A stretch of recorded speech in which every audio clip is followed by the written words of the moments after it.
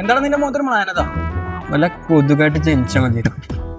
എന്താടാ അതാവുമ്പോ ആരെങ്കിലും കൈ കൊണ്ട് തീരുന്നു. നീ എന്ത് തേങ്ങ പറയണേ? എടാ ഇന്നലെ വീട്ടിലെ വാഴയെന്ന് പറഞ്ഞ് അച്ഛനമ്മേനെ 1.5 മണിക്കൂറാണ് തീർത്ത് പറഞ്ഞു. സ്വാഭാവികം.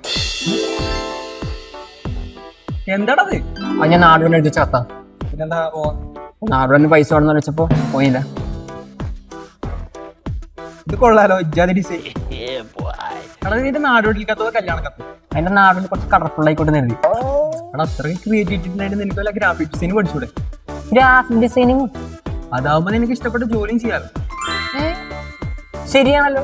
നീ ഒരു കാര്യം ചെയ്യും, ബീച്ചിലേക്ക് കിട്ടും, ആയിരിക്കും ബെസ്റ്റ് ഓപ്ഷൻ. ആണോ? പിന്നല്ല, നീ അവിടെ പഠിച്ച കുട്ടികളുടെ പ്ലേസ്മെന്റ് ഡീറ്റെയിൽസ് മാത്രം നോക്കിക്കുക, അപ്പൊ മനസ്സിലാവും. ഡൺ.